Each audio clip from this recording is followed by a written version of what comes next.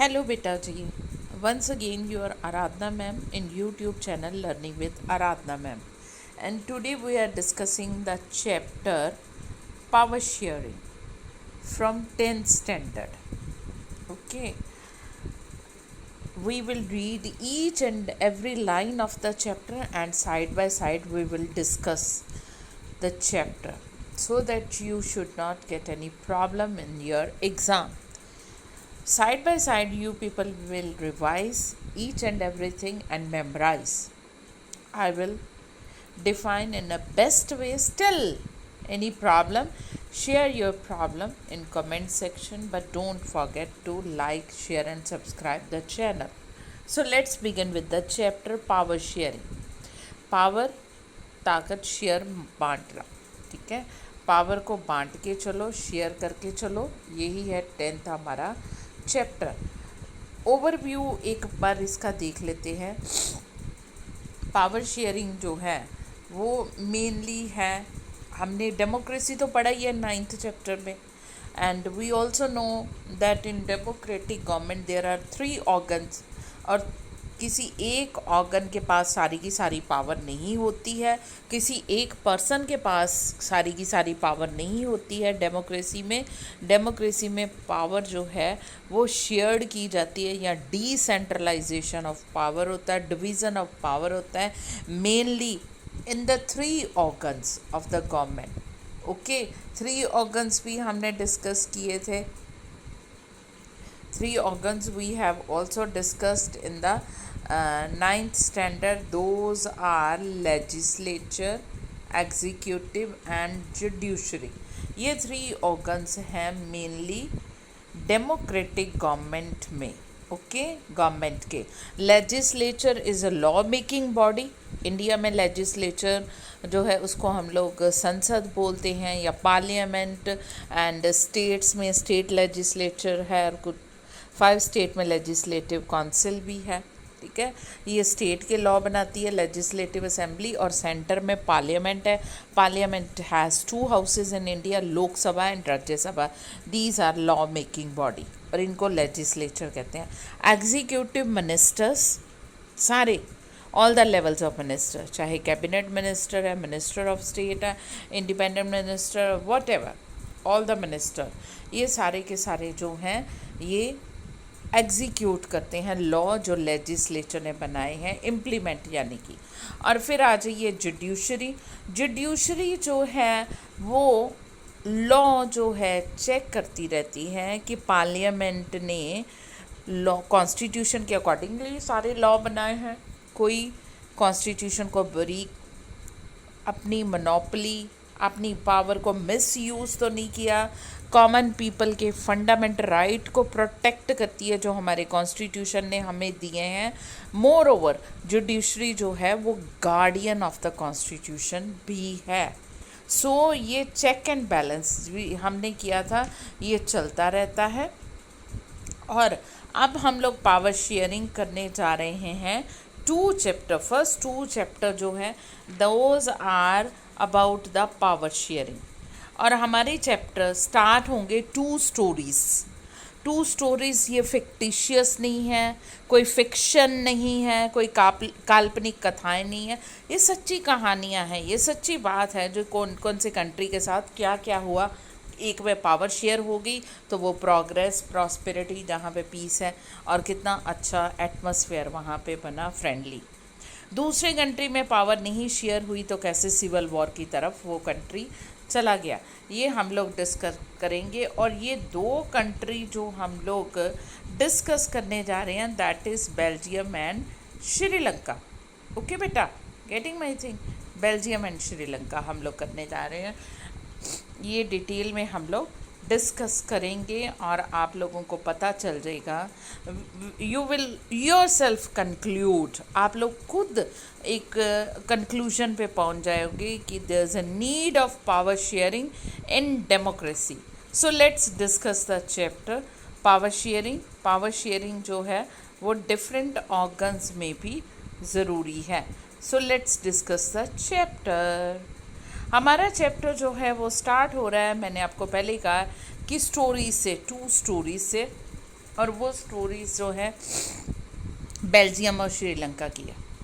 Belgium जो है is a small country in Europe. Belgium Europe में एक छोटा सा कंट्री है। ओके, बेल्जियम यूरोप में एक छोटा सा कंट्री है। ओके, सो ये जो स्मॉल है कंट्री, ये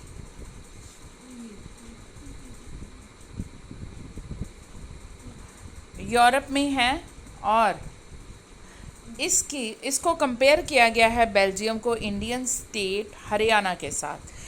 इसका एरिया जो है smaller than the state of Haryana, Haryana की स्टेट से भी छोटा है। ठीक है, ये हरियाणा की स्टेट से छोटा है। Belgium is a small country in Europe और ये जो है स्मॉलर इन एरिया, किससे छोटा है? हरियाणा से। हम लोग किससे करें, कंपेयर करें? इंडियन स्टेट हरियाणा से। और इसके बॉर्डर जो हैं, या नेबरिंग कंट्री मान लो, इसके बॉर्डर किस किस के साथ लग रहे हैं? कौन से कंट्री हैं इसके नेबरिंग, यानी कि फ्रांस, नीदरलैंड, जर्मनी। इस पीडीएफ में नहीं लक्समबर्ग लिखा, बट आपकी एनसीईआरटी की बुक में लक्समबर्ग भी लिखा है। So you can also memorize that one also. You have to underline each and every important thing. You may get as a MCQ or short question. Okay, इसके border किसके साथ, या neighbouring country of Belgium or Netherland, Germany, France and Luxembourg. Okay, and it has population of little over 1 crore. How much population Belgium has? Little over 1 crore. About half the population of Haryana. Haryana की comparatively कितनी population है? Half population.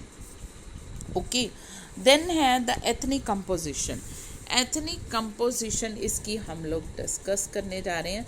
Firstly ethnic जो है, ethnic composition है मतलब culture, जो हमारी culture activity है, लैंग्वेज है, वो सेम है या अलग अलग। बट इसकी सेम नहीं है। इसकी एथनिक कंपोजिशन जो है वो स्मॉल कंट्री है, छोटा सा, बट एथनिक कंपोजिशन कॉम्प्लेक्स है, यानी कि डिफरेंट लैंग्वेजेस, डिफरेंट कल्चर्स हैं। ओके, सेम नहीं है, कॉम्प्लेक्स है, सिंपल नहीं है ethnic composition. The ethnic composition of Belgium is complex. कैसे है कॉम्प्लेक्स? Let's discuss.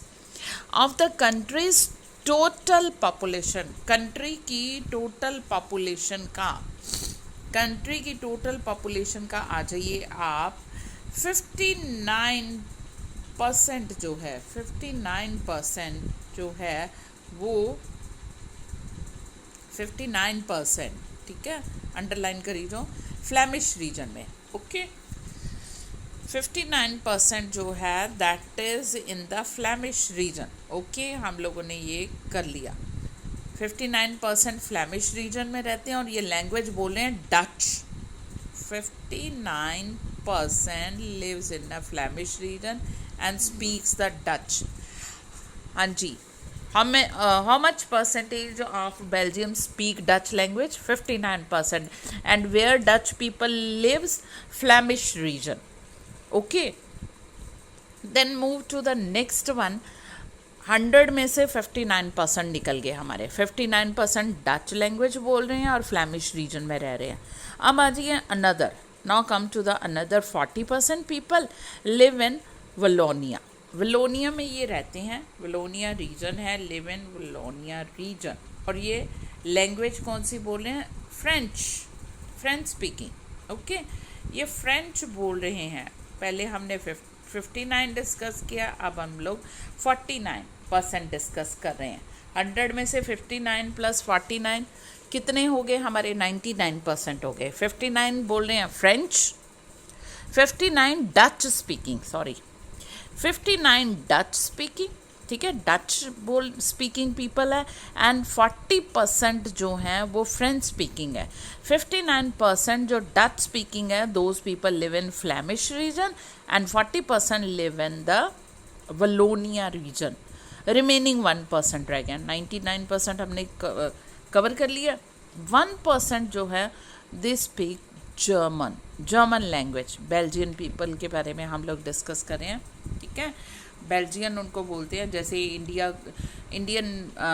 में रहने वाले को इंडियन बोलते हैं, ऐसे बेल्जियम में रहने वाले को बेल्जियन पीपल बोलते हैं, ठीक है। अगेन दिमाग में बिठा लो, 59% जो है वो डच स्पीकिंग है, ओके। 59% डच स्पीकिंग है, और डच स्पीकिंग फ्लेमिश रीजन में रहते हैं, डच स्पीकिंग है। 40% जो है वो 40% वलोनिया रीजन में है और फ्रेंच स्पीकिंग है, ओके। ये हो गया आपका। और 1% जो है 1% वो जर्मन स्पीक जर्मन लैंग्वेज हो गया आपका, क्लियर। ये हमारी होगी एथनिक कंपोजिशन। अब है यहाँ पे ब्रसल का हम लोग डिस्कस करने जा रहे हैं। ब्रसल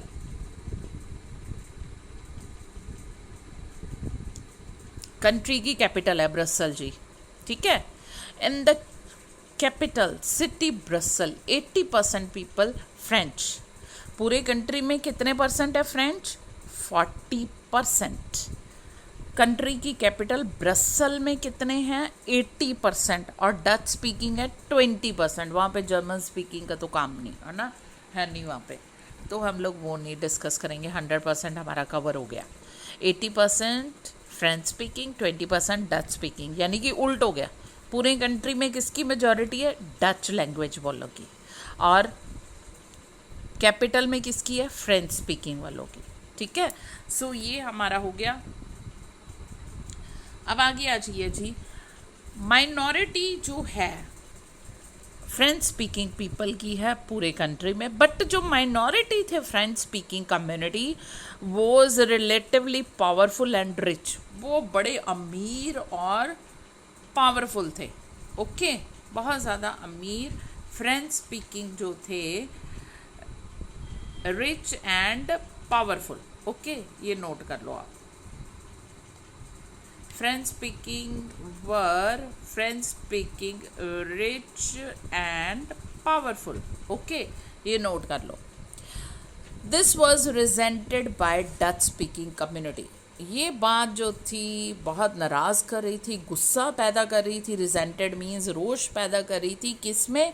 डच स्पीकिंग पीपल में, कि we are in the majority and we are not getting the benefit of economic development. हम लोग जो हैं मेजॉरिटी में हैं और हमें कोई बेनिफिट नहीं मिल रहे हैं। किसके बेनिफिट नहीं मिल रहे हैं?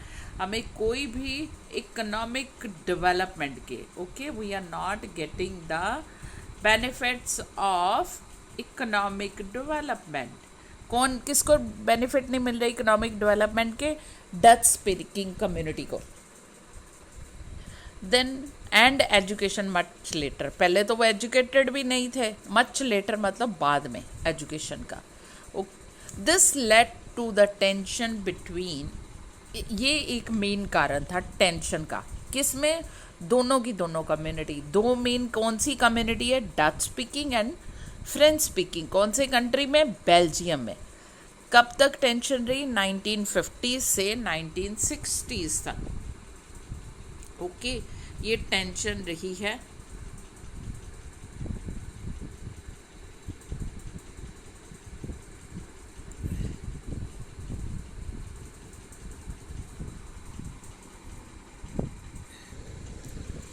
यस बेटा, बच्चे हम लोग डिस्कस कर रहे थे कि डच स्पीकिंग कम्युनिटी जो थी वो, उनमें बड़ा गुस्सा था, रोष था, नाराज़गी थी कि French speaking community are rich and powerful. French speaking community जो है वो क्या है?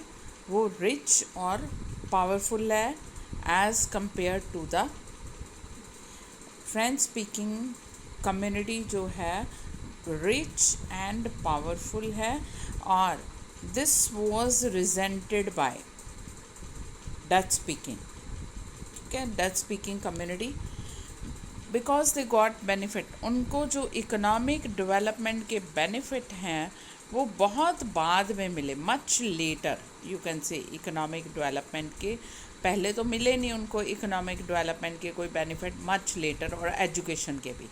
ये वैसे तो अपने आप ही हमने पढ़ना लिखना है, जैसे क्लास में आप लोगों को सबको इक्वल अपॉर्चुनिटी मिली है कि जो भी हार्ड वर्क करके फर्स्ट आ जाए सेकंड, हम किसी के ऊपर ब्लेम नहीं कर सकते।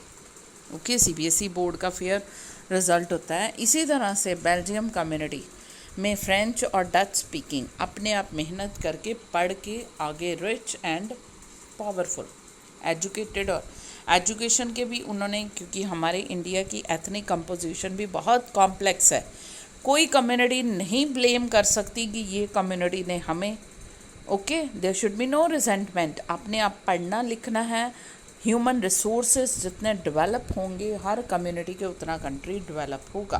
That's why I am discussing. Okay, then next है हमारा कि हम लोग डच और फ्रेंच स्पीकिंग कम्युनिटीज़ जो थी, Dutch and French speaking communities जो थी, इनमें टेंशन थी। टेंशन किस बात की थी कि फ्रेंच स्पीकिंग पीपल जो हैं they are rich and powerful although they are in minority, okay, but Dutch speaking people जो है they are in majority but not getting the benefit of economic development and education much later, education भी बहुत late. इस बात की tension जो रही Dutch speaking and French speaking communities में, बहुत ज़्यादा tension during the 1950s and 1960s में बहुत ज़्यादा रही दोनों की दोनों कम्युनिटी में।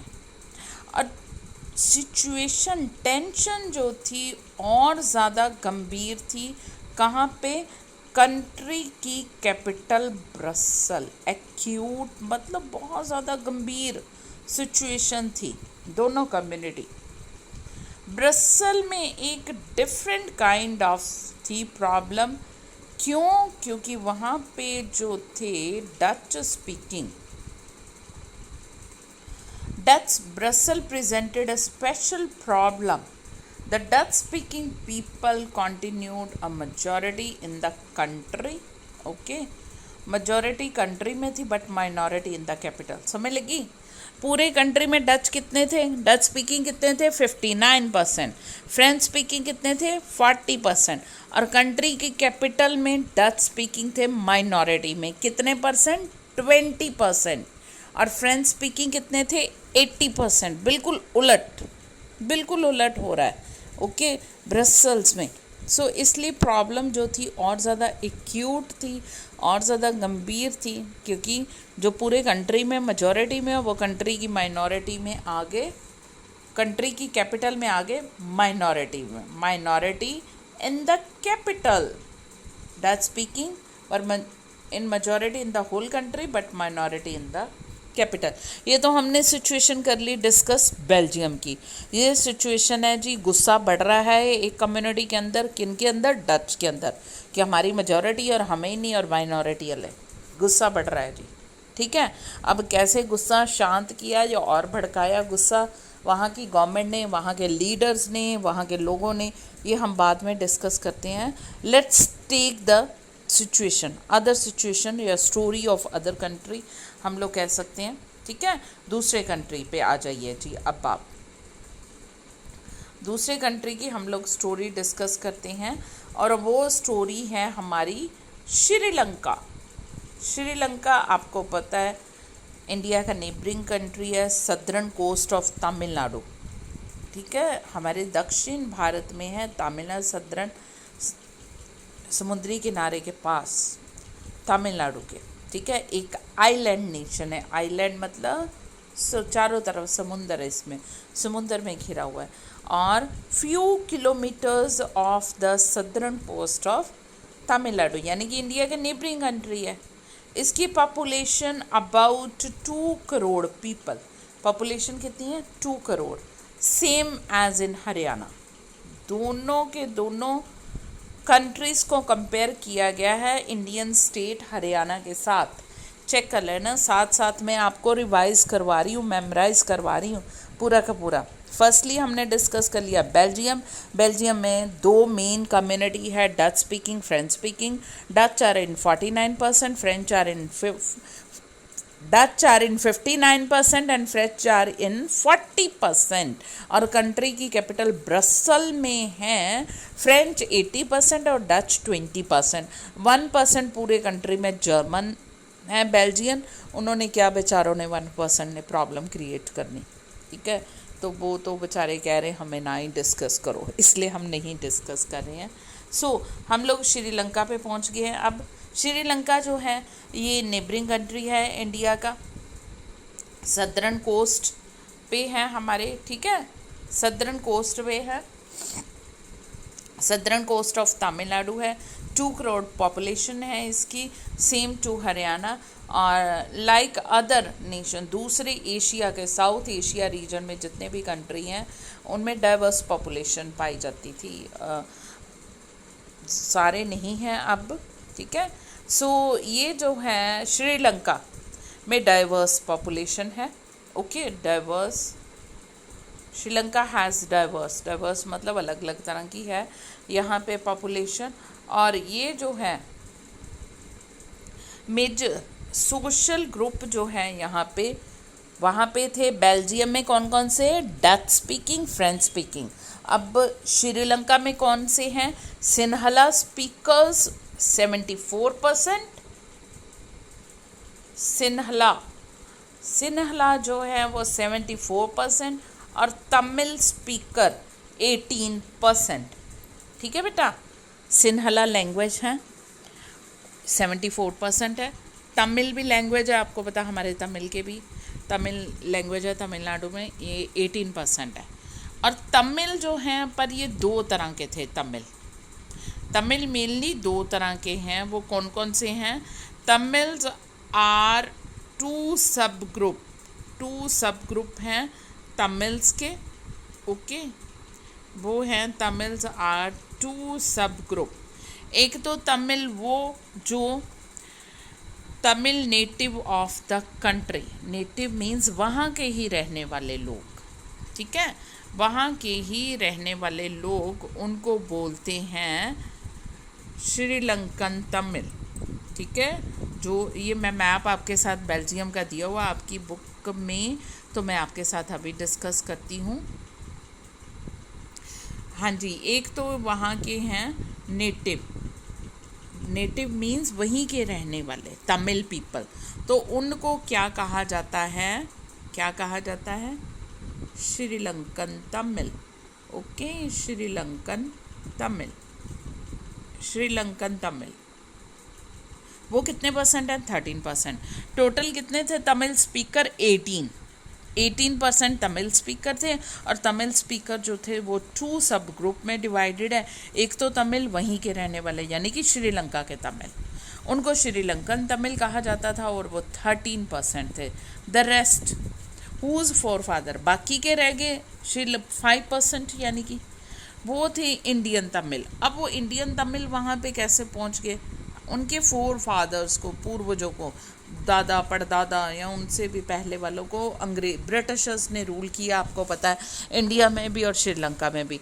तो उनको वहाँ पे इंडेंचर्ड लेबर बनाकर ले गए थे 4 फादर्स को इंडिया से प्लांटेशन वर्कर के रूप में, ठीक है। ड्यूरिंग कॉलोनियल पीरियड, मतलब ब्रिटिशर्स तमिल पीपल को ले गए थे श्रीलंका में, किसके लिए, प्लांटेशन, टी, कॉफ़ी, रबड़, आपको पता है प्लांटेशन होती है, इसके लिए ले गए थे। और वो वहीं पे रह गए। फिर उन्होंने उसी श्रीलंका को अपने कंट्री मान लिया, और फिर इंडिपेंडेंट होने के बाद भी वो वहीं पे रहे, बट उनका नेम पड़ गया जी इंडियन तमिल, ओके। ये जो हैं श्रीलंकन तमिल्स जो हैं वो नॉर्थ में, ठीक है, north and east of the country. Sri Lankan Tamil कहाँ रहते थे, are concentrated in north and east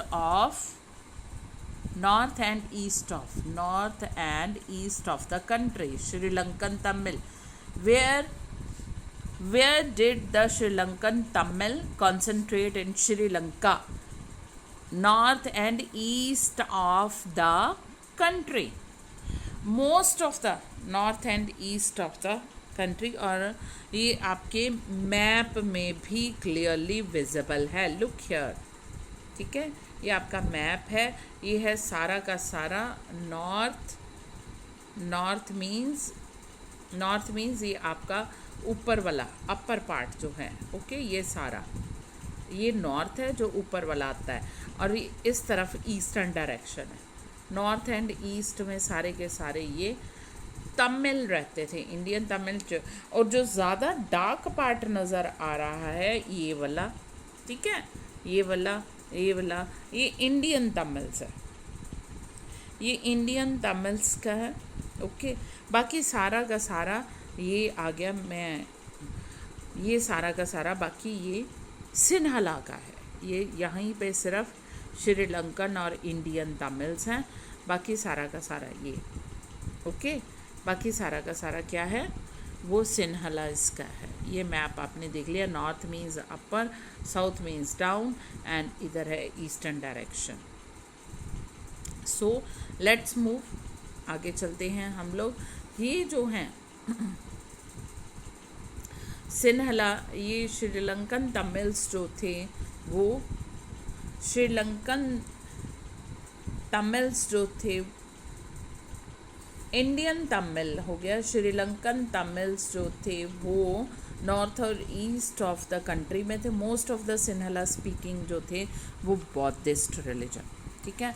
ज़्यादातर सिन्हला का कौन सा रिलीजन था, बौद्ध रिलीजन, और जो तमिल्स का रिलीजन था वो हिंदू और मुस्लिम, ठीक है, हिंदू और मुस्लिम कम्युनिटी दोनों के थे।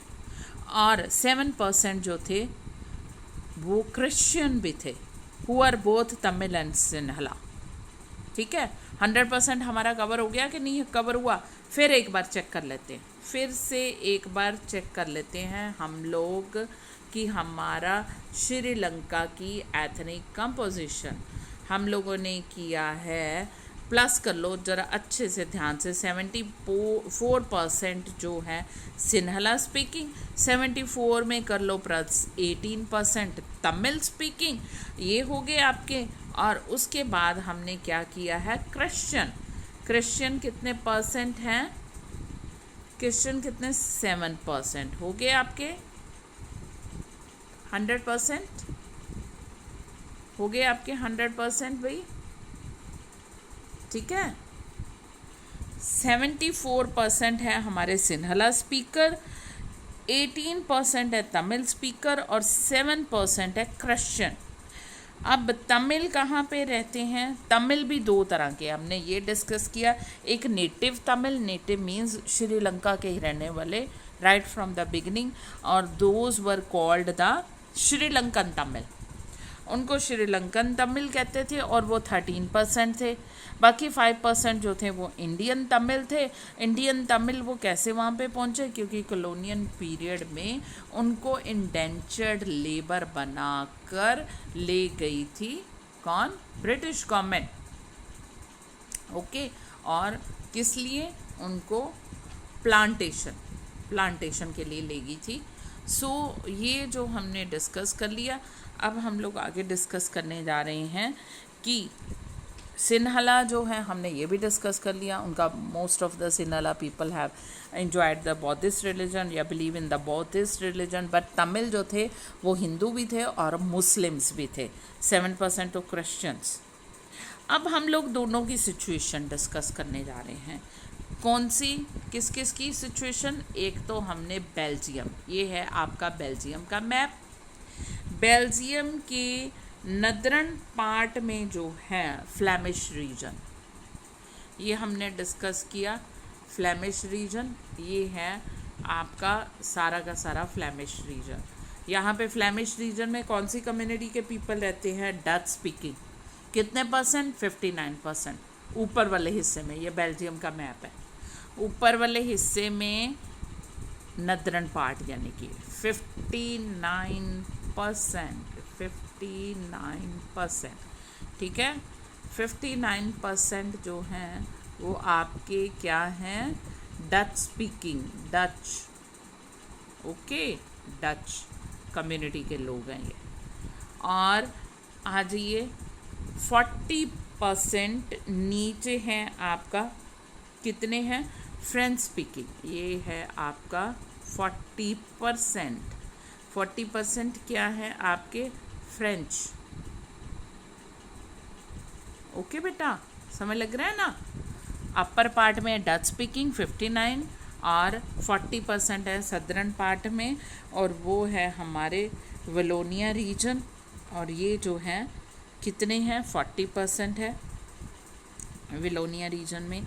और ये है कंट्री की कैपिटल ब्रसल। ब्रसल में बिल्कुल उल्टा है, 80% फ्रेंच स्पीकिंग है, ठीक है। 80 प्लस 20 का यहाँ पे 80% प्लस 20% है। 80% फ्रेंच है, 20% डच है। ज़्यादा ही मैंने गंदा कर दिया, बोर्ड साफ कर देते हैं। ओके बेटा, समझ लगी। This is the countries capital.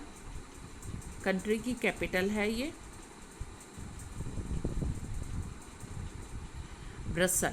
Brussels में है 80%। 80% क्या है फ्रेंच और 20% है डच। ओके बेटा, समझ लग रहा है। गुड। 20% है डच, हमारे कंट्री की कैपिटल ब्रसल, ये है ब्रसल। और यहाँ पे है 59% डच नदरन पार्ट में। ओके, मैप आ गया अगर, क्योंकि ये नदरन पार्ट है। ओके, तो आपको पता हो ये है 40% है फ्रेंच स्पीकिंग। अब आ जाइए, ये साइड में जो लाइन लगी हुई है आपकी स्लांटिंग, ये है 1% जर्मन स्पीकिंग। बेचारे साइड पे चुपचाप पड़े हुए 1%, ठीक है। ये है आपके जर्मन स्पीकर। ये हमने डिस्कस कर लिए थे दोनों मैप। अब हम लोग आगे की स्टोरी डिस्कस कर लेते हैं। दोनों के मैप हमने देख लिए, श्रीलंका और बेल्जियम के। ओके, अब हम देखते हैं कि दोनों के कंट्रीज़ जो हैं कैसे टैकल करते हैं सिचुएशन को, ठीक है। Just imagine what could happen. हाँ जी, अब हम लोग दोनों की सिचुएशन इमेजिन करो बेटा। व्हाट कुड हैपन, क्या हो सकता है दोनों सिचुएशन में, ठीक है। लाइक दिस इन बेल्जियम में, ठीक है। एक तो बेल्जियम की सिचुएशन है, डच एंड फ्रेंच स्पीकिंग है, ठीक है, ये हमने कर लिया। ओके, बेल्जियम की सिचुएशन। और दूसरी हम लोग श्रीलंका की डच हमने किया है, डच स्पीकिंग। ओके,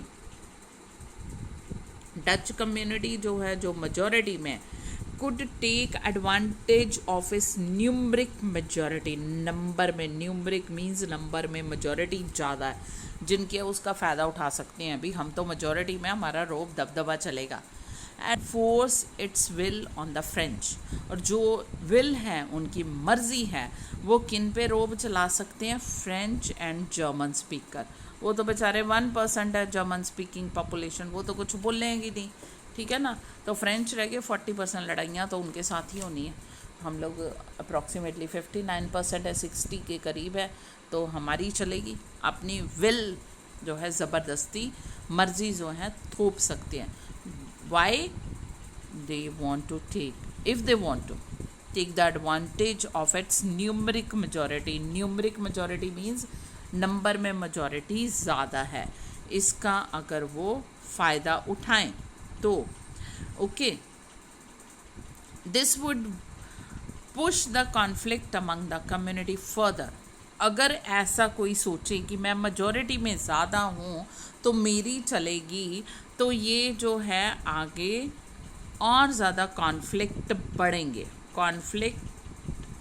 कॉन्फ्लिक्ट जो हैं वो बहुत ज़्यादा बढ़ जाएंगे। Conflict among the communities further.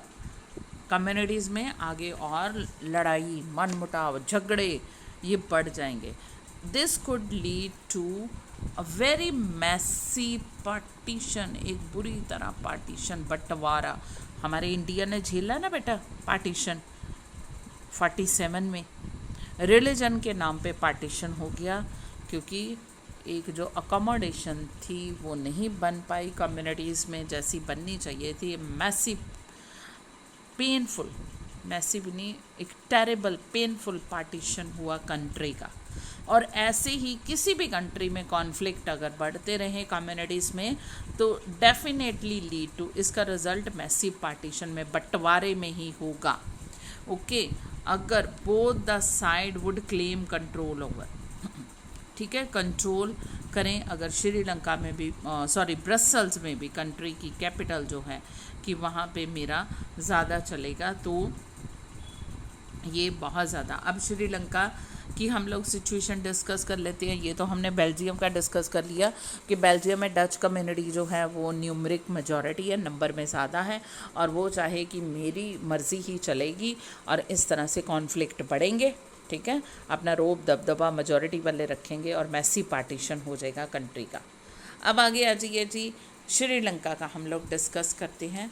Sri Lanka में क्या है, श्रीलंका हमने किया, सिन्हाला कम्युनिटी जो है वो मेजॉरिटी में थी, बिगर मेजॉरिटी, ठीक है, वहाँ पे तो सिर्फ 59% और 40 का था, बट श्रीलंका में तो 74 एंड 18% का इतना डिफरेंस है, ठीक है, 74% है सिन्हाला, इतना ज़्यादा, इवन बिगर मेजॉरिटी, बहुत ज़्यादा मेजॉरिटी है इनकी, and could impose its will on the entire country, और ये पूरे के पूरे कंट्री के ऊपर अपनी विल, अपनी मर्जी, अपनी विश जो है इम्पोज मतलब थोप सकते हैं। अब हम लोग let's look at what happen in both the countries. अब हम देखते हैं कि दोनों कंट्रीज में क्या हुआ, किस तरह से उन्होंने टैकल की सिचुएशन, क्या उन्होंने एक प्रूडेंशियल मॉरल डिसीज़न लिया। प्रूडेंशियल मॉरल में आप ये ना कहना मैम ने कौन से वर्ड यूज़ कर लिए, that we will discuss, patience, एक एक चीज़ समझाऊंगी मैं। अब आ जाइए जी मेजॉरिटेरियन, ठीक है, मेजॉरिटेरियन जो है, मेजॉरिटेरियनिज्म इन श्रीलंका, मेजॉरिटेरियन मीन्स जो मेजॉरिटी में, जो नंबर में ज़्यादा है, ठीक है, श्रीलंका में।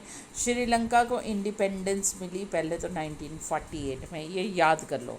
इंडिया को कब independence, when India got its independence, 1947, 15th of August, okay, हम भी ब्रिटिशर्स के अंडर थे और ये श्रीलंका भी। Sri Lanka emerged as a independent nation country in 1948। Leaders of Sinhala community, ठीक है, अब लीडर जो थे सिन्हाला कम्युनिटी कितनी है, 74%, ये याद रखना, ठीक है, सिन्हाला कम्युनिटी है 74%, और ये लीडर जो थे 74% सिन्हाला कम्युनिटी के, ये जो थे क्या थे, sought to secure dominance over the, पूरा अपना डोमिनेंस, रोब दबदबा, कंट्रोल चाहते थे गवर्नमेंट में, by virtue of their majority, और इलेक्शन में वो जीत गए, मेजॉरिटी वोट, ठीक है, हासिल कर ली, विजय प्राप्त कर ली, तो इसीलिए जो थी मेजॉरिटी उनको हाथों में थी, और वो चाहते थे कि उन्हीं का रोब, उन्हीं का दबदबा कंट्री में चले। एज अ रिजल्ट क्या हुआ, डेमोक्रेटिकली इलेक्टेड गवर्नमेंट जो थी वो डेमोक्रेटिकली इलेक्टेड थी श्रीलंका की, ठीक है, और ये जो थी adopted a series of majoritarian. Democracy में होता क्या है, सबको इक्वल राइट, ओके, देना, सबकी वेलफेयर के लिए काम करना। डेमोक्रेटिकली वो इलेक्टेड तो हुई गवर्नमेंट, बट उसने पॉलिसीज़ कौन सी अडॉप्ट कर ली, मेजॉरिटेरियनिज्म की, मेजॉरिटेरियन की, यानी कि जो मेजॉरिटी में है उन्हीं के बारे में सोचना है ज़्यादा, majoritarian, okay. Major to establish Sinhala supremacy, और बहुत से कदम उठाए उन्होंने, ठीक है, किस बात के, कि सिन्हाला की सुप्रीमेसी में सर्वोच्चता उनकी रहे, वो ऊपर रहें, ठीक है, सुप्रीमेसी उनकी रहे, ये उन्होंने बहुत से कदम उठाए। अब कौन कौन से उठाए ये हम चेक करेंगे। सबसे पहला उन्होंने कदम कौन सा उठाया, ये 1956 में an act was passed to recognize Sinhala as the only official language. When was Sinhala recognized as the official language in Sri Lanka? In 1956. Okay, act was passed in 1956 to recognize the Sinhala as only official language. Okay, ये हो गया. इससे क्या हुआ? Disregarding Tamil का insult हो गई. Okay, degrade कर दिया उनको, डिसरिगार्ड कर दिया इनको, किनको? सिन्हला को, ताकि किसकी तमिल्स को डिसरिगार्ड किया और सुप्रीमेसी किसकी की? सिन्हला की एस्टेब्लिश की है उन्होंने. The government followed preferential policies that favored Sinhala applicant for. Government ने बहुत से क्या किए? प्रेफरेंशियल मीन्स प्रेफरेंस किसी को देना. ठीक है, प्रेफरेंस देना किनको ज़्यादा? Preferential means preference. Government followed preferential policy that favoured the Sinhala applicant for the university position and government job. क्या किया उन्होंने? सिन्हला गवर्नमेंट ने कि सिन्हला को ही फेवर किया कि उन्हीं की जो एप्लीकेशन आएंगी applicant for university position, okay, university और गवर्नमेंट जॉब के लिए उन्हीं को प्रेफरेंशियल मीन्स प्रेफरेंस उन्हीं को दी जाएगी. ओके, न्यू कॉन्स्टिट्यूशन जो है वो भी स्टिपुलेटेड, उसने भी उत्तेजित किया जो बना था new constitution. Okay, stipulated that the state shall protect and foster Buddhism. नया कॉन्स्टिट्यूशन बनाया गया, संविधान, जिसमें पूरा का पूरा जोश शोर से बताया गया कि कंट्री जो है वो प्रोटेक्ट करेगा और बढ़ावा देगा सिर्फ किसको? बौद्ध रिलीजन को. Protect and foster. Okay, protect and foster बौद्धिज्म.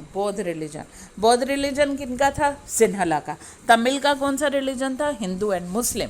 Okay, ये हमने डिस्कस कर लिया. सिन्हला कितने थे? 74%. कौन से कंट्री की बात हो रही है? श्रीलंका की. तमिल कितने थे? 18%. और तमिल कौन से 2 सब ग्रुप में डिवाइडेड थे? एक तो थे श्रीलंकन तमिल एंड दूसरे थे इंडियन तमिल्स. ओके, ये होगी. अब श्रीलंका की गवर्नमेंट आ गई है, सिन्हला क्योंकि मेजॉरिटी में ऑब्वियसली उनकी, तो उन्होंने मेजॉरिटेरियन की पॉलिसी फॉलो की है और सीरीज़ ऑफ लॉ जिसको हम लोग कहते हैं वो पास कर दिए. सबसे पहला ये लॉ बनाया है उन्होंने कि 1956 में, रिवीजन हो रही है साथ साथ बच्चों कर लो. 1956 में क्या किया है इन्होंने? 1956 में सबसे पहला एक्ट पास कर दिया. 48 में ये इंडिपेंडेंट हुआ है, ठीक है, और 56 में उनकी गवर्नमेंट अब होगी. सिन्हला की डेमोक्रेटिकली इलेक्टेड थी, इलेक्शन हुए थे उसमें जीती थी, तो 56 में उन्होंने एक्ट यानी कि लॉ पास कर दिया, रिकॉग्नाइज कर दिया. सिन्हला लैंग्वेज जो है वो ओनली ऑफिशियल लैंग्वेज होगी कंट्री की, और टोटली डिसरिगार्डिंग द तमिल को बिल्कुल बेइज्जत इग्नोर कर दिया उन्होंने. ठीक है, फिर गवर्नमेंट ने बहुत सी प्रेफरेंशियल पॉलिसीज़ जो फेवर किनको कर रही थी? ओनली सिन्हला को. सिन्हला को किस बात में फेवर कर रही थी? जो यूनिवर्सिटी एप्लीकेंट है, okay, applicant for the university and government job, higher education यानी कि ओके एप्लीकेंट, और जो गवर्नमेंट जॉब्स में जो भी अप्लाई करेगा सबको नहीं, बस सिन्हला को जॉब दी जाएगी. मतलब साफ ही फेवर कर दिया. और कंट्री का कॉन्स्टिट्यूशन भी नया बना दिया गया है. कौन सा? जिसमें किया गया है प्रोटेक्ट एंड फोस्टर किसको? बौद्ध रिलीजन को. ठीक है, बौद्ध रिलीजन सिन्हला का था, श्रीलंकन का हिंदू और मुस्लिम रिलीजन उसको टोटली इग्नोर कर दिया गया. ये गवर्नमेंट के कुछ एक मेजर थे. अब हम लोग आगे चल रहे हैं. ऑल दीज गवर्नमेंट मेजर, ये जो भी कदम उठा रही थी गवर्नमेंट क्या हो रहा था, one after the other, gradually means धीरे धीरे, जो भी एक के बाद एक जो कदम उठा रही थी वो श्रीलंकन तमिल्स की फीलिंग को हर्ट कर रहे थे। इंडियन तमिल के तो कर ही रहे थे, श्रीलंकन तमिल, क्योंकि श्रीलंकन तमिल भी थे, वो तो शुरू से श्रीलंका में रह रहे थे, बट उनके भी हिंदू और मुस्लिम रिलीजन को या तमिल लैंग्वेज को कोई ध्यान नहीं दिया गया, सिर्फ सिन्हला के। उनकी भी फीलिंग को हर्ट और गुस्सा ये पैदा कर रहे थे, और उनको लग रहा था, they felt none of the major political party led by the बौद्ध सिन्हला लीड, कोई भी जो पॉलिटिकल पार्टी है, ठीक है, major political party led by बौद्ध सिन्हला लीडर, जो भी है मेजर पॉलिटिकल पार्टी जिनके बौद्ध सिन्हला लीडर हैं, वो सेंसिटिव ही नहीं है, वो सेंसिटिव ही नहीं है। जो भी पार्टीज़ हैं वो बिल्कुल सेंसिटिव नहीं है, किनको लेकर, श्रीलंकन तमिल को लेकर, उनकी लैंग्वेज को लेकर, उनके कल्चर को लेकर। ये कौन फील कर रहे हैं, श्रीलंकन तमिल, इंडियन तमिल की तो अभी बात ही नहीं हो रही। श्रीलंकन तमिल ये फील कर रहे हैं कि सिन्हला की जितनी भी पार्टियां हैं, गवर्नमेंट है, वो तमिल्स को लेकर ना तो सेंसिटिविटी है उनकी, ना ही सेंटिमेंट इमोशन है, ना कल्चर है, ना लैंग्वेज है, वो कोई चीज़ भी नहीं मान रहे हैं। तो इसलिए क्या हुआ, गवर्नमेंट की पॉलिसीज़ जो थी डिनाइड देम इक्वल पॉलिटिकल, और जो भी गवर्नमेंट की पॉलिसी थी वो साफ डिनाइड मतलब मना कर रही हैं, गवर्नमेंट पॉलिसीज़ डिनाइड, मना करिए इक्वल पॉलिटिकल राइट, ये भी मना कर रही हैं गवर्नमेंट की पॉलिसीज़, मना करिए इक्वल पॉलिटिकल राइट्स, यानी कि पॉलिटिकल राइट भी सबको नहीं है, श्रीलंकन और सिन्हला को डिस्क्रिमिनेटेड, भेदभाव, फ़र्क हो रहा है अगेंस्ट देम, उनकी भेदभाव हो रहा है गेटिंग जॉब, नौकरियां प्राप्त करने में, ठीक है, एंड अदर, और दूसरे अवसर भी हैं वो प्राप्त करने में, जैसे कि पढ़ाई, मैंने कहा हायर एजुकेशन, यूनिवर्सिटी लेवल की स्कॉलरशिप मिलता है या सीट्स होती है, आपको पता है हायर लेवल पे, ठीक है, जो भी इंस्टीट्यूशंस हैं वहाँ पे किनको प्रेफरेंस मिल रही थी, सिन्हला को, तमिल्स को नहीं। तो उनको पता लग रहा था कि टोटली डिनाइड हो रहा है, इग्नोर्ड हो रहा है, डिसरिगार्डिंग उनकी हो रही है। सो ये जो है सिन्हला की गवर्नमेंट टोटली इग्नोर कर रही है देयर इंटरेस्ट, लगातार किसी को इग्नोर करी जो, इंसल्ट करी जो, तो ऑब्वियसली एक दिन गुस्सा आएगा ही ना।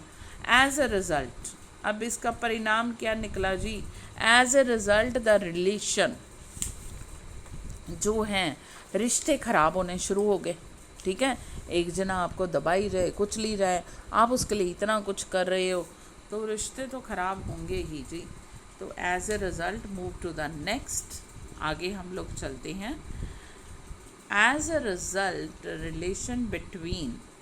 रिलेशन जो है between the Sinhala and the Tamil community strain over the time, यही तो होना था, समय बीतते बीतते वहाँ पे तनाव, टेंशन आनी शुरू हो गई है।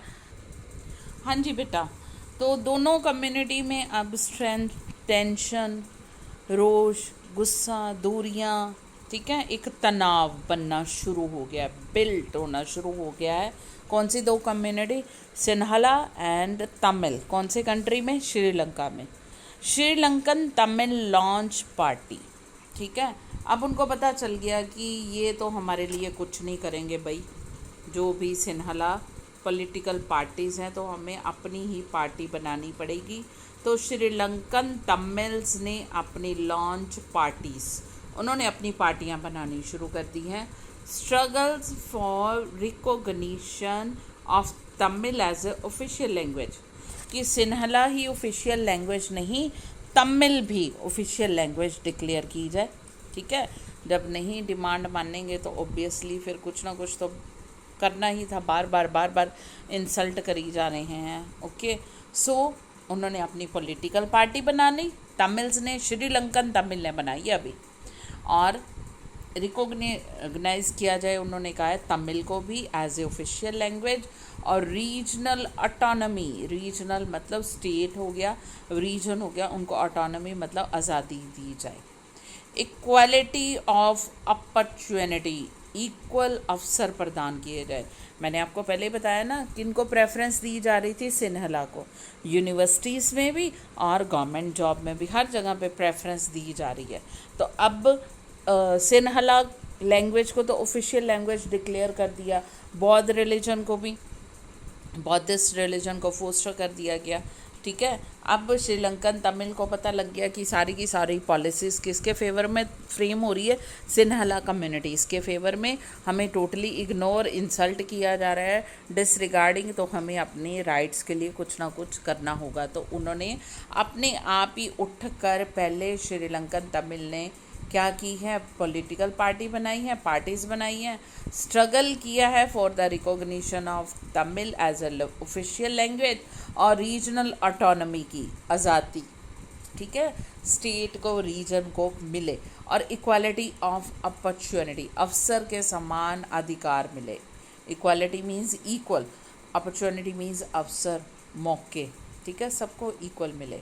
इन सिक्योरिंग एजुकेशन, एजुकेशन लेने के लिए मैंने आपको पहले ही कहा ना कि यूनिवर्सिटीज़ वगैरह में, हायर इंस्टीट्यूशन में, जैसे कि मेडिकल हो गया, आईटी हो गया, एमबीए, सीए, कुछ भी हायर लेवल की एजुकेशन है, तो वहाँ पे आने ही नहीं देते थे तमिल्स को, सिन्हला को ही प्रेफरेंस दी जाती थी।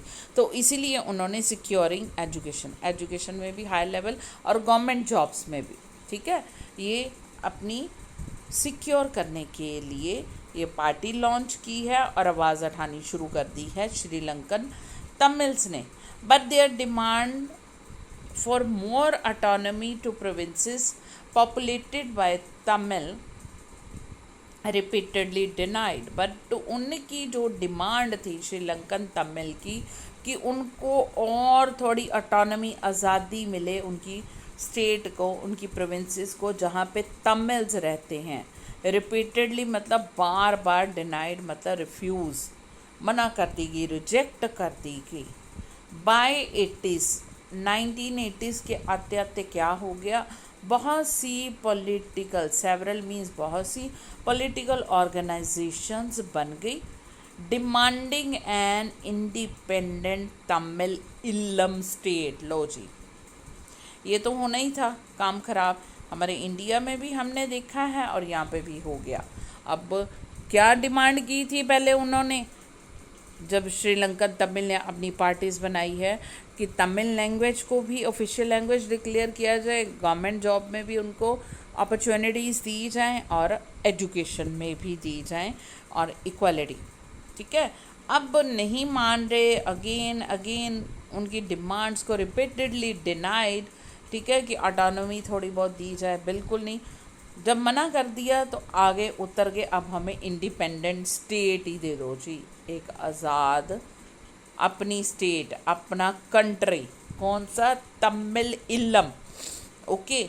कहाँ पे, नदरन and eastern part of Sri Lanka. मैंने आपको मैप में बेटा दिखाया था ना शुरू में, नदरन and eastern part of Sri Lanka, okay. नदरन and eastern part of Sri Lanka जो है, जहाँ पे कौन रहते थे, श्रीलंकन तमिल्स और इंडियंस भी थोड़े से, वहाँ पे पूरा का पूरा उन्होंने कहा हमें अपना इंडिपेंडेंट बनाने दो, ठीक है, स्टेट, कंट्री, तमिल इलम उसका नाम रखेंगे हम लोग। ये डिमांड अब उठ गई है उनकी। और ये जो था डिस्ट्रस्ट मतलब अविश्वास, अब उनको विश्वास ही नहीं था जी कि सिन्हला वाले हमारा कुछ सोचेंगे, ये डिस्ट्रस्ट, अविश्वास, ठीक है, between the to communities wide बहुत ज़्यादा बढ़ गया, जो एक अविश्वास की भावना थी। और ये कॉन्फ्लिक्ट, लड़ाई, मनमुटाव इतना ज़्यादा बढ़ गया, टर्न्ड इनटू सिविल वॉर। अब सिविल वॉर क्या है ये भी हम लोग चेक कर लेते हैं, आपकी ग्लोसरी में इधर दिया हुआ है। सिविल वॉर, ध्यान से बेटा इधर देखिए, सिविल वॉर जो है, violent conflict between opposing group within a country that become so intense it appear like a wall. लगी समझ बेटा? लगी? एक वायलेंट मतलब मारने वाला, ठीक है, एक दूसरे के ऊपर अटैक करने वाला, हिंसात्मक जिसको हम लोग कहते हैं, लड़ाई झगड़ा। दो अपोजिंग ग्रुप्स में, अपोजिंग दो भी हो सकते हैं, उससे ज़्यादा भी, अपोजिट ग्रुप, विरोधी ग्रुप जिसको हम लोग कहते हैं, संगठन, एक ही कंट्री के बीच में इतने ज़्यादा हिंसक झगड़े हो रहे हैं और सिचुएशन इतनी टेंस मतलब गंभीर हो जाती है और ऐसे लगता है लड़ाई हो रही है कंट्री के अंदर ही, अलग अलग ग्रुप्स में हो रही है, ठीक है, हिंसात्मक झगड़े बहुत ज़्यादा मारने वाले, और ऐसे लग रहा है लड़ाई हो रही है और एक ही कंट्री के अंदर, एक ही घर के अंदर हो रही है, तो उसको सिविल वॉर कहते हैं।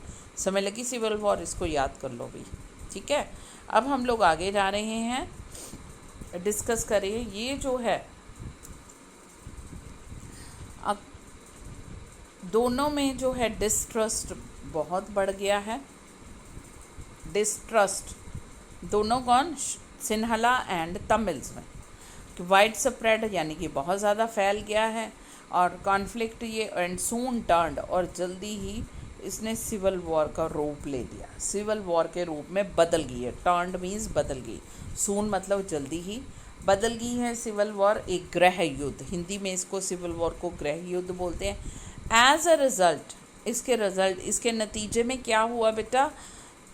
thousands of people of both the communities have killed, दोनों ही साइड्स में हज़ारों लोग एक दूसरे के ऊपर जब हिंसात्मक मारने के लिए अटैक करेंगे तो मरेंगे।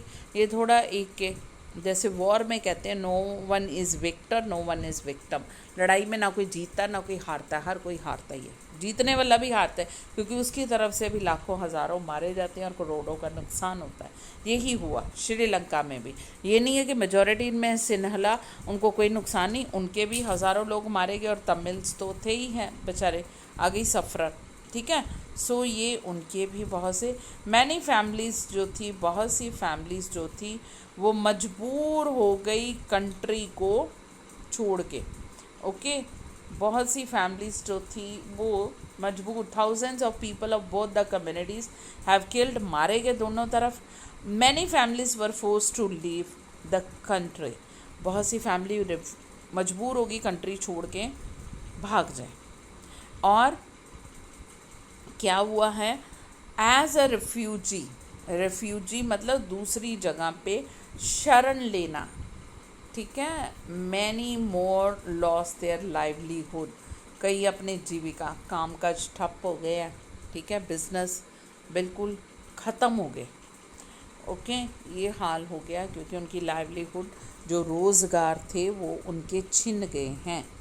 हमने इकोनॉमिक्स की 10th स्टैंडर्ड की फर्स्ट चैप्टर जो हमने पढ़ा है डेवलपमेंट, वहाँ पे देखा है कि श्रीलंका जो है as comparatively to India is a small continent island country, but इसकी जो प्रोग्रेस रही है वो इकोनॉमिक डेवलपमेंट रही है, that was tremendous excellent, okay, record रहा है इसका बहुत बढ़िया excellent record of economic development in education health also, ठीक है, इकोनॉमिक डेवलपमेंट भी, एजुकेशन भी बड़ी अच्छी, हेल्थ भी।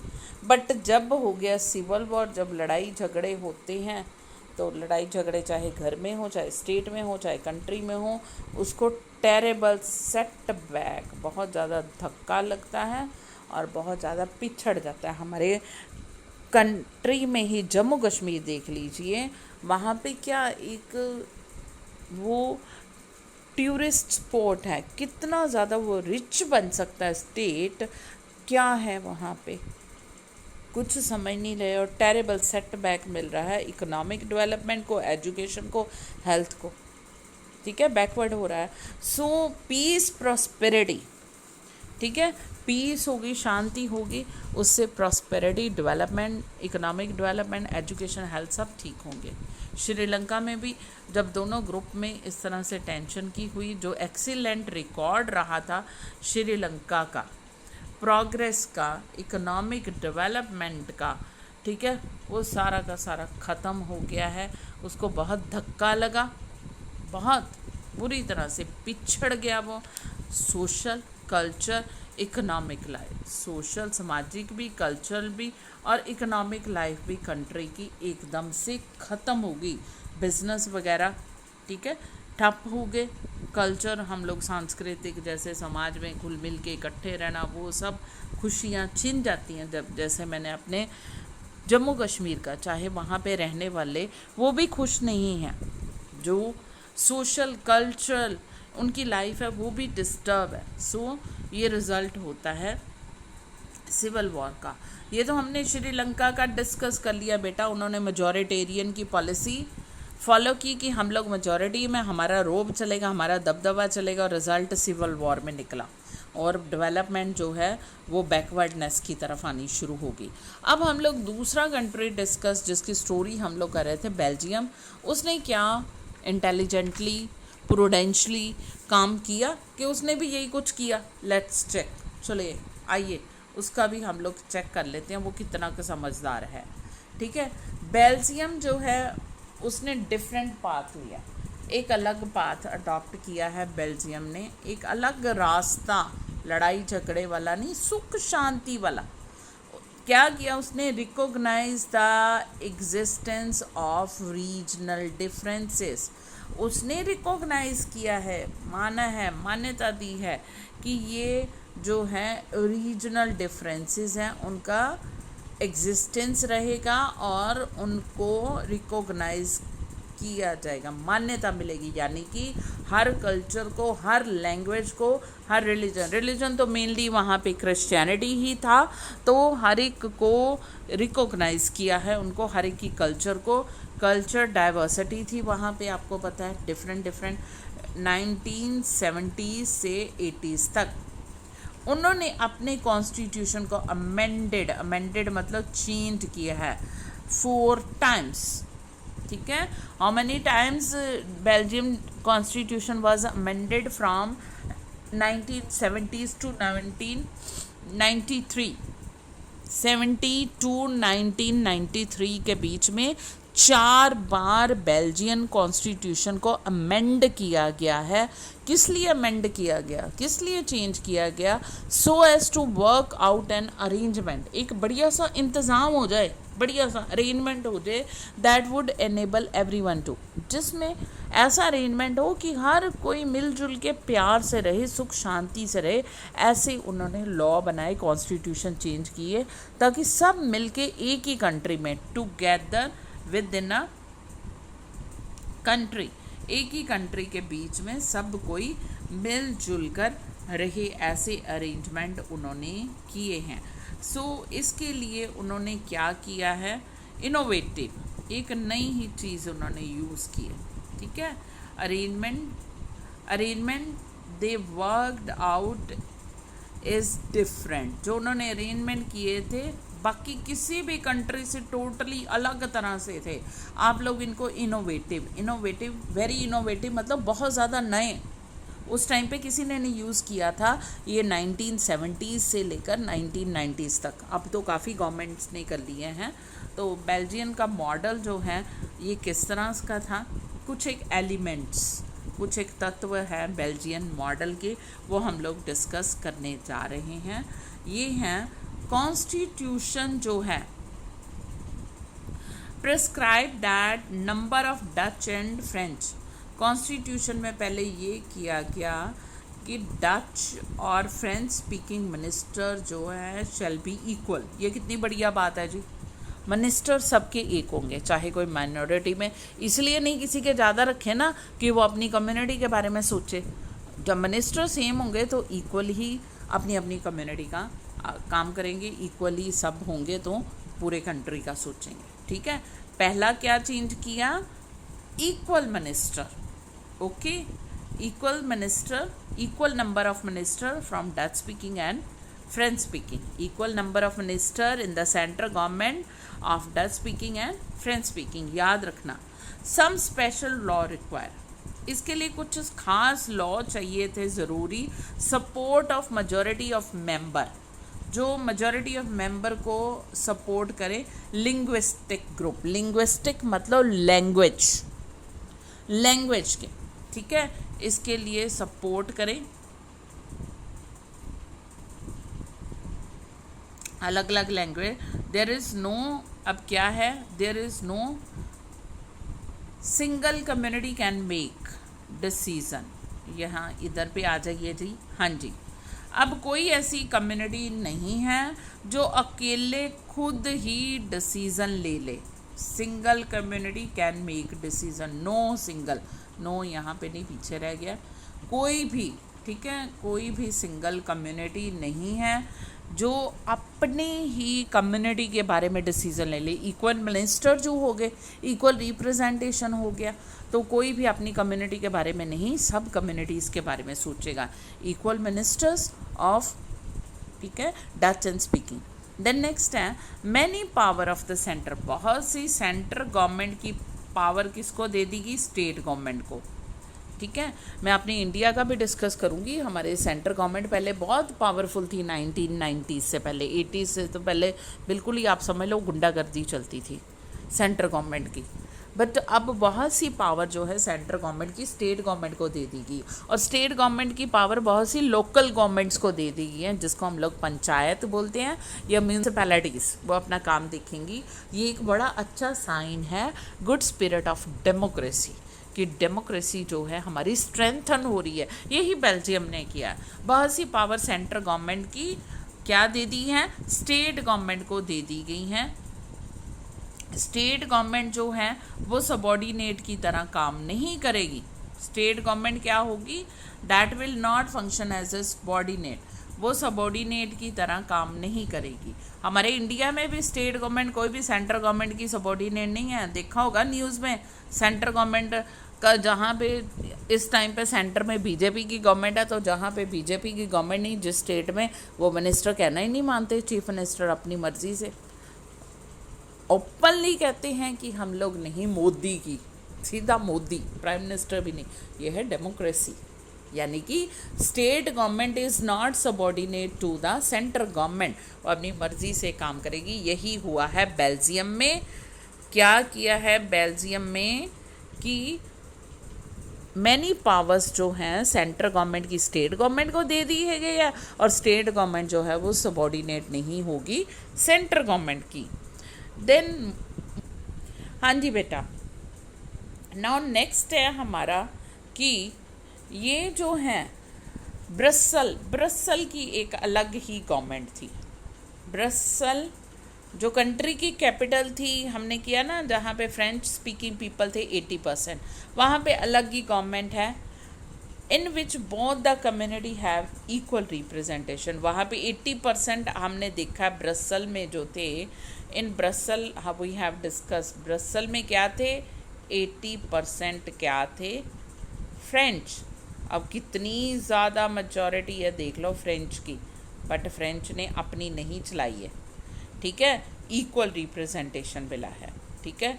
ये 80% जो है उन्होंने ये नहीं कहा कि हम लोग 80% है, फ्रेंच ने, इन्होंने अपनी नहीं चलाई, इक्वल रिप्रेजेंटेशन। कहाँ 80, कहाँ पे 20, डच इक्वल रिप्रेजेंटेशन है। French speaking people accepted, French speaking ने भी इक्वल रिप्रेजेंटेशन एक्सेप्ट किया है ब्रसल में, और डच स्पीकिंग कम्युनिटी ने भी ये एक्सेप्ट किया इक्वल रिप्रेजेंटेशन सेंट्रल गवर्नमेंट में, पूरे कंट्री का जो, ठीक है, क्योंकि पूरे कंट्री में तो जो थी मेजॉरिटी में थी डच स्पीकिंग, उन्होंने एक्सेप्ट कर लिया equal representation in central government, और फ्रेंच स्पीकिंग ने एक्सेप्ट किया है equal representation in Brussels. Okay, इस तरह से प्यार से काम चल गया, कंट्री प्रोग्रेस की तरफ चल पड़ा, ठीक है, ये हो गया। देन नेक्स्ट है अपार्ट फ्रॉम, इसके अलावा, ठीक है, यहाँ अपार्ट फ्रॉम आ जाइए जी, हाँ जी, ये है अपार्ट फ्रॉम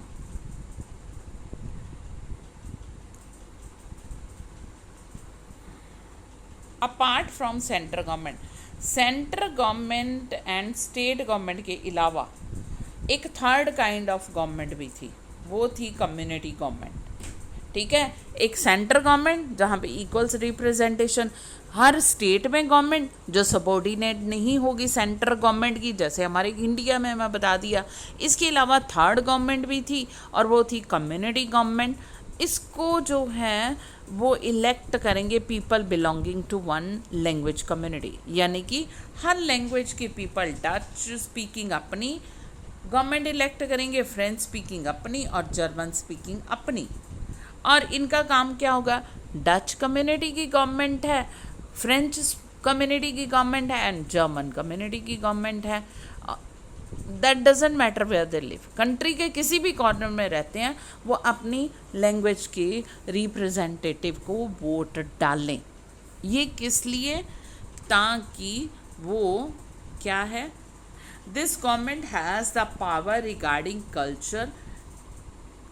इसको पूरी की पूरी पावर थी किसकी, culture, educational and language related, यानी कि अपनी कल्चर को पूरी तरह से प्रोटेक्ट करो, इनकरेज करो, स्प्रेड करो, प्रोपगेट करो एजुकेशन को, लैंग्वेज को।